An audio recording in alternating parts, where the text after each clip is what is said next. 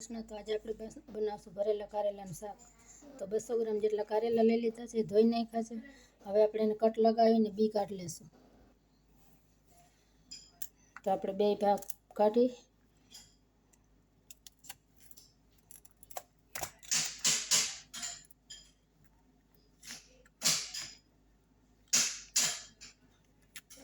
બીનો ભાગ આપણે અલગ કરી લેશું. તો આવી રીતે બધા કારેલાને આપણે છાલું નથી ઉતારવાની, છાલું અમે ઉતારીએ નહીં. તમે ઉતારીને કરતા હોય તો આછી આછી કાઢી નાખવાની. તો આવી રીતે આપણે બધા કારેલા અંદરથી બી કાઢીને ચોખ્ખા કરી લેશું. તો કારેલા આપણે બધા કટ કરીને બી કાઢી લીધા છે. હવે આપણે ભરવાનો મસાલો કરી લેશું.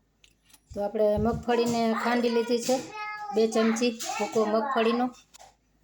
2 ચમચી આપણે ગાંઠિયા ખાંડી લીધા છે, ગાંઠિયાનો ભૂકો. ગાંઠિયા ના હોય તો આપણે ચણાનો લોટ શેકીને નખાય. ધાણા જીરું ચમચી 1 આપણે ખાંડીને લીધું છે, આખું ભાગો એટલે સરસ સ્વાદ આવે. લસણવાળી ચટણી 1 ચમચી. હળદર, સ્વાદ પ્રમાણે મીઠું. આપણે 1 ચમચી ખમણીનો ગોળ લઈ લીધો છે. હવે બધાને મિક્સ કરી લેશું આપણે પહેલાં, પછી ધાણાભાજી અને તેલ. ધાણાભાજી સુધારેલ નાખશું આપણે થોડુંક તેલ નાખશું, મસાલો કોરો લાગે છે એટલે.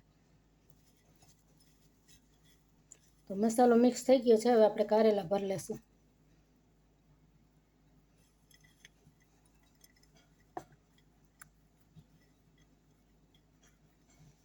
આપણે દાબીને મસાલો ભરશું એટલે નીકળે નહીં અને કારેલા સરસ ભરાઈ જાય. તો બધા આવી રીતે ભરી લેશું આપણે. તો આપણે કારેલા બધા ભરી લીધા છે. મોટા કારેલા છે એને 2 કટ કરી લેશું આવી રીતે. તો આપણે વઘાર કરી લઈશું. કુકર મૂકી દીધું છે ને તેલ એડ કરી દઈશું. તેલ થઈ ગયું છે, રાઈ નાખી દઈશું. આપણે રાઈ થઈ ગઈ છે, કારેલા એડ કરી દઈશું.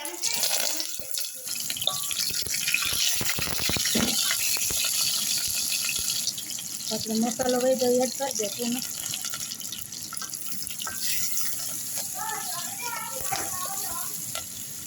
તો પાણી નાખી દઈશું. આપણે મસાલાવાળી ડીશ ધોઈને નાખી દઈશું.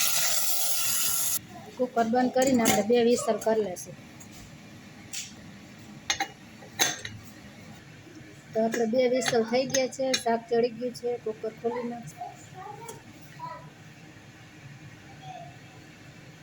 ચડી ગયું છે શાક. તો બની ગયું છે આપણું કારેલાનું શાક, કાંટા રસાવાળું સરસ.